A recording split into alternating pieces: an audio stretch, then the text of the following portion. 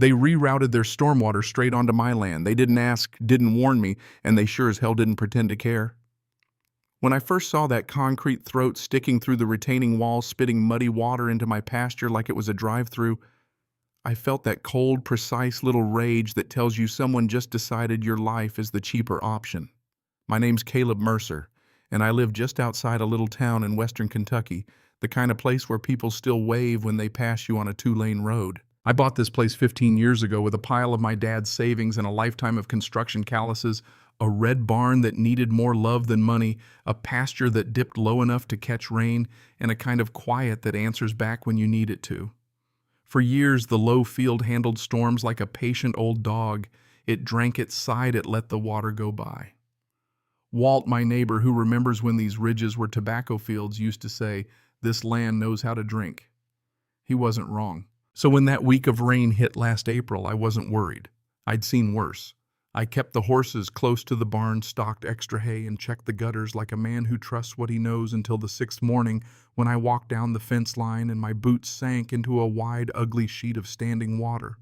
Not puddles, a slick, slow pool stretching half the field laced with trash cigarette butts and an oily sheen that caught the light like an accusation.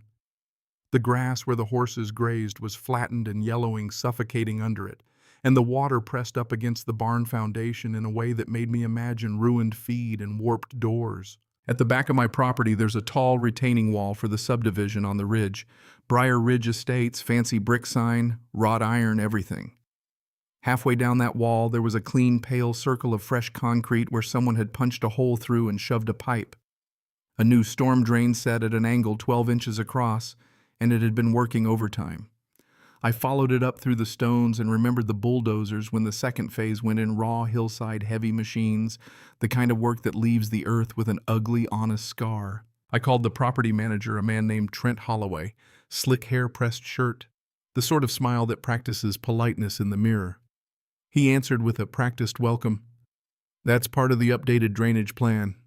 No easement, no notice." "We didn't need one," he said when I asked point blank. Natural drainage, he called it, as if a concrete pipe directing thousands of gallons onto my land was something the landscape had requested. That was the moment the argument stopped being about water.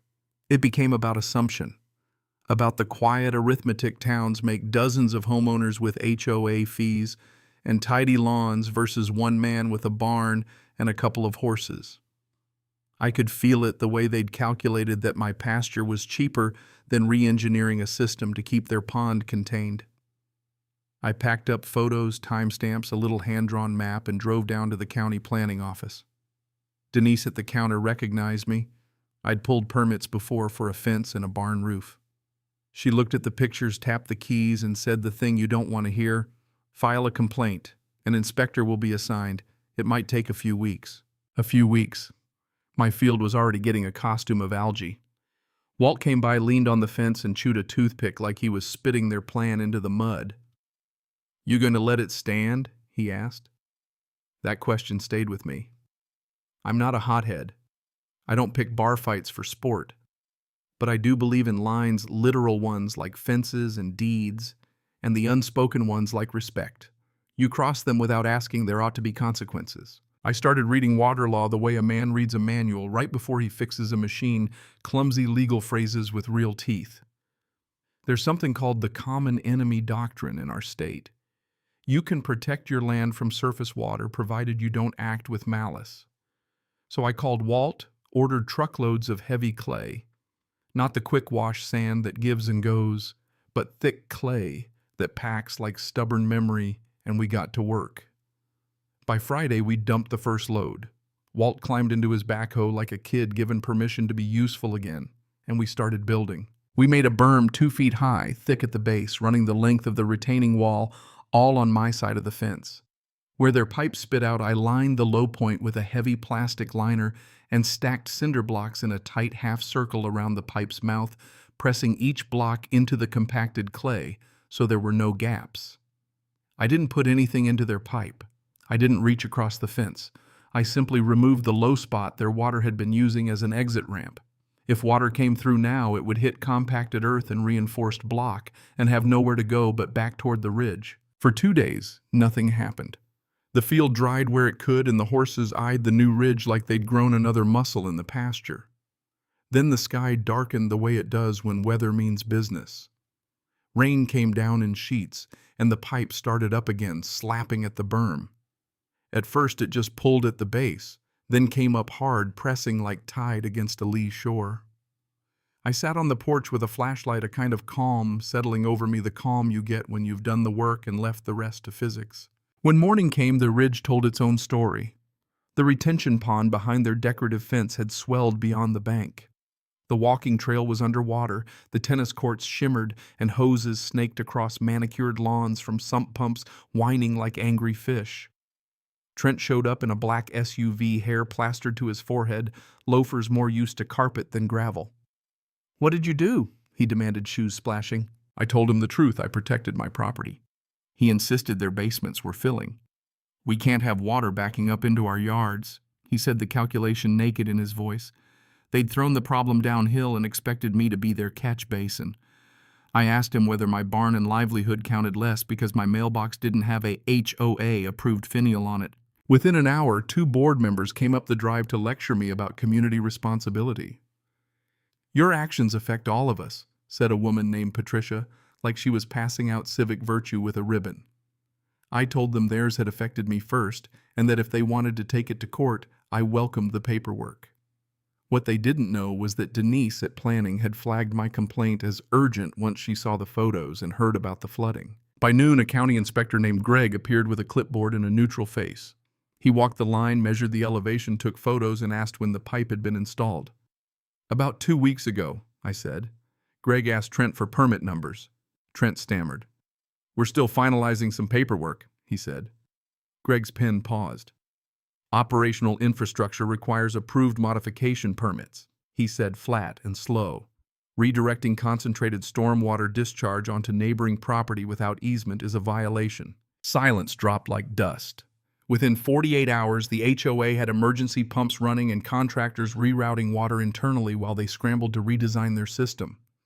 They ended up tearing up part of the walking trail, rewiring underground piping back into a reinforced basin inside their property, and sealing the hole they'd bluntly opened in the retaining wall. The concrete pipe that once pointed at my pasture was gone. The hole was mortared like someone had remembered how to be embarrassed. People reacted in ways people do. Some homeowners were mad at me for disturbing their weekend peace. Some were mad at the board for cutting corners. A young man from one of the flooded houses came to my porch with tired eyes and said, "I just want to understand." I invited him to sit. I told him they'd told me it was natural, as if convenience is a geological force. He listened, and for a minute the water between us felt like something we could both point at. In the end, they spent close to $200,000 fixing what never should have been mine to fix. My barn stayed dry through 2 more storms. The horses came back to the favorite grazing spot like they were returning to a story they'd been waiting to finish. My berm stayed too, not an act of spite, but a quiet reminder that lines exist for a reason. The lesson lodged under my ribs like a tooth: you can't stop feeling respect for boundaries isn't optional. It isn't a suggestion on a welcome packet. It's fundamental to how we live near each other, whether the neighbors are a few dozen with monthly dues or a man with a backhoe and a stubborn refusal to be taken for granted. They assumed because I was one parcel on a map I'd absorb their inconvenience.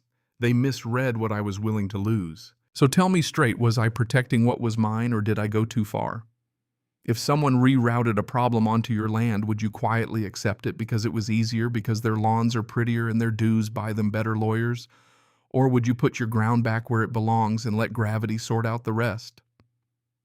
Drop your thoughts in the comments. I read everyone. And if you've ever tangled with an HOA, a neighbor, or anyone who decided your boundaries were negotiable, share this with them. Sometimes justice looks like a berm, sometimes like a summons, and sometimes it just looks like calling the inspector.